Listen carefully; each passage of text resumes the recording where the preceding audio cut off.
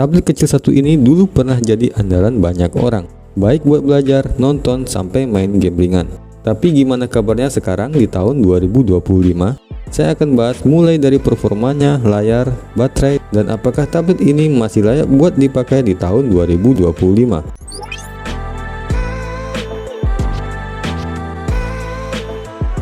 Desainnya simple, khas Samsung zaman dulu. Layarnya 8 inci, bezelnya masih tebal. Ini malah bagus, nggak gampang kepencet. Posisi tombolnya juga rapi. Di sisi kanan ada tombol power dan volume atas bawah. Posisinya nyaman dan mudah dijangkau pakai satu tangan. Di bagian atas ada jack audio 3,5 mm, jadi kamu masih bisa pakai headset kabel tanpa adaptor. Port Type-C untuk charging dan transfer data ada di bagian bawah di samping lubang speaker mono. Slot micro SD dan SIM tray ada di sisi kiri. Bodinya plastik tapi terasa kokoh, nggak terlalu berat, cuma sekitar 360 gram, enak digenggam lama. Saya suka layout tombolnya gampang dijangkau dan portnya sudah Type-C, jadi nggak repot cari charger cadangan. Sekarang kita bahas kondisi unit yang saya pegang ini. Namanya juga tablet bekas, pasti ada jejak pemakaian. Tapi surprisingly, ini masih lumayan banget. Bagian belakang atau backdoornya ada beberapa baret halus. Wajar banget untuk usia pemakaian segini, tapi nggak ada retak atau pecah, jadi aman secara fungsi.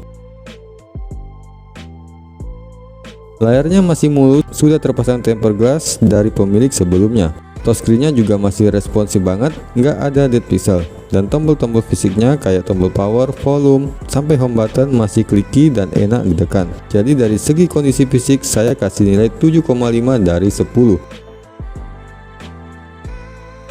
Layarnya TFT 8 inci dengan resolusi 1280x800. Memang bukan Full HD, tapi warnanya masih cukup cerah. Buat nonton video edukatif, YouTube Kids, atau ebook masih nyaman.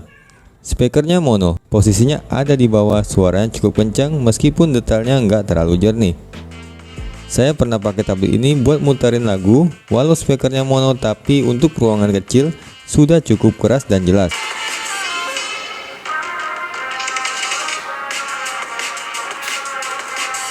Tablet ini pakai chipset Snapdragon 425, RAM 2GB dan internalnya 16GB. Kalau kamu berharap performa tinggi buat main game berat atau multitasking, jelas bukan ini pilihannya.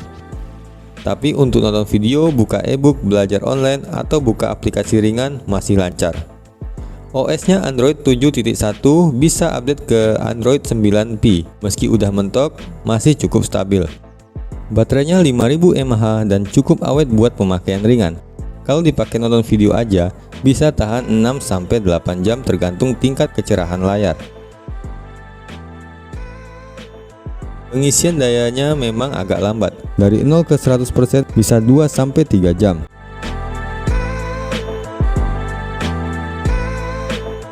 Sekarang kita bahas kameranya. Memang sih kalau ngomongin tablet biasanya bukan buat andalan motret, tapi tetap penting buat kita tahu kamera di tablet ini bisa dipakai buat apa aja.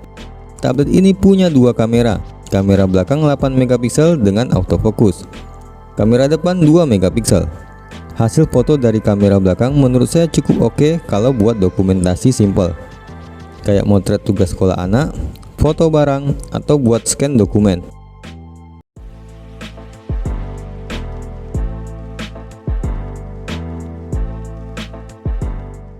Kalau di luar ruangan hasilnya lebih terang dan cukup detail, walau warnanya nggak secerah kamera HP kekinian.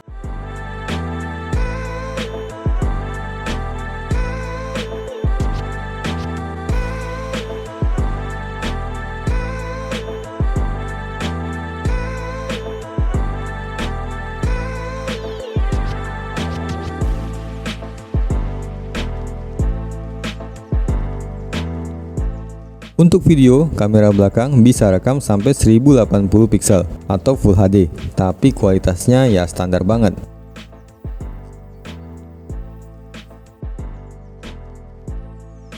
Kalau pegangan tangan kita goyang dikit, langsung kelihatan shaky, karena nggak ada stabilizer.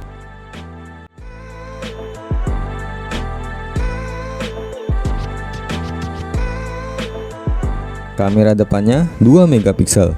jadi hasilnya agak buram, apalagi di ruangan yang pencahayaannya kurang. Tapi kalau kamu pakai buat video call, masih bisa diterima. Saya pribadi nggak akan pakai kamera tablet ini buat konten serius atau dokumentasi penting. Tapi kalau kamu cuma butuh buat keperluan kasual, kayak rekam anak baca doa, video call dengan keluarga, atau motret tugas sekolah buat dikirim ke WhatsApp, kamera ini masih cukup berguna.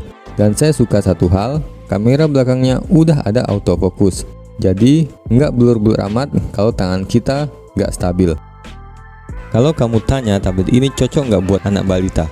Jawabannya cocok banget asal dengan pengawasan. Tablet ini layarnya besar, jadi anak nggak tegang lihatnya. Bisa install aplikasi edukatif seperti YouTube Kids, Marble, Khan Academy Kids, dan yang paling penting harganya sekarang cuma 700 ribuan aja. Menurut rekomendasi WHO, anak usia 2-5 tahun maksimal screen time 1 jam per hari dan harus dalam pengawasan orang tua. Saya pasangin tablet ini casing, aktifkan parental control, dan atur jadwal nonton.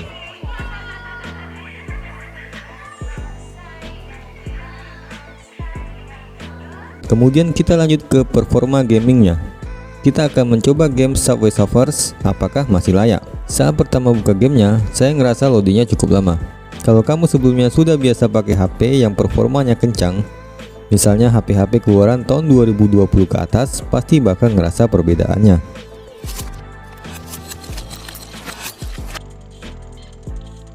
Dari mulai buka aplikasi, loading data, hingga masuk ke menu utama, handphone ini butuh waktu sekitar 52 detik. Tapi setelah masuk ke gameplay, semuanya masih bisa berjalan cukup lancar. Swipe ke kanan, kiri, lompat, atau slide, semuanya tetap responsif, meskipun nggak secepat HP zaman sekarang. Kadang ada sedikit delay atau frame drop tipis, apalagi kalau efek visualnya lagi rame. Tapi buat game sekelas Subway Surfers masih sangat bisa dinikmati.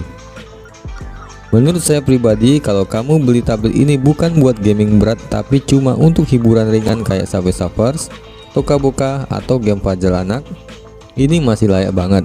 Saya ngetes main selama 15 menit dan performanya stabil. Tablet ini juga nggak gampang panas walaupun speknya sudah cukup tua. Yang penting, kamu jangan berharap performa setara dengan HP 2 atau 3 juta ke atas. Tablet ini memang didesain untuk aktivitas ringan. Jadi selama ekspektasinya tepat, kamu nggak bakal kecewa.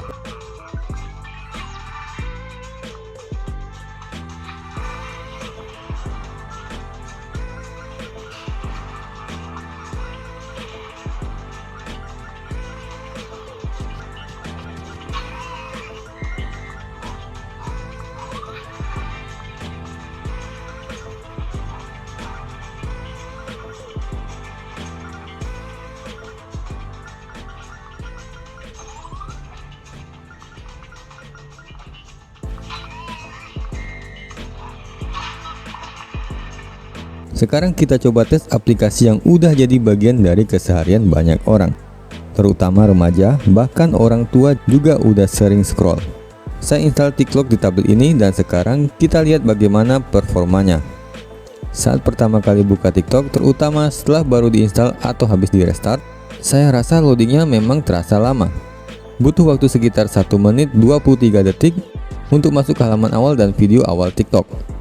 Kalau kamu udah biasa pakai HP yang kenceng, kamu pasti ngerasa ini lama banget.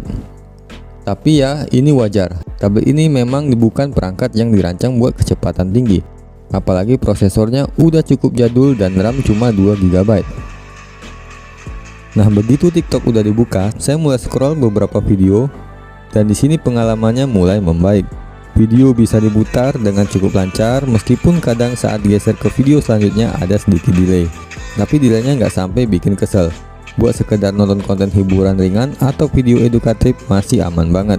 Saya pribadi merasa pengalaman buka TikTok di tablet ini nggak buruk-buruk amat. Kalau kamu sabar saat awal buka, setelah masuk aplikasi, scrollingnya udah cukup oke untuk ukuran tablet 500 hingga 700 ribuan ini. Cocok buat kamu yang butuh tablet murah buat hiburan santai, bukan buat konten berat atau multitasking.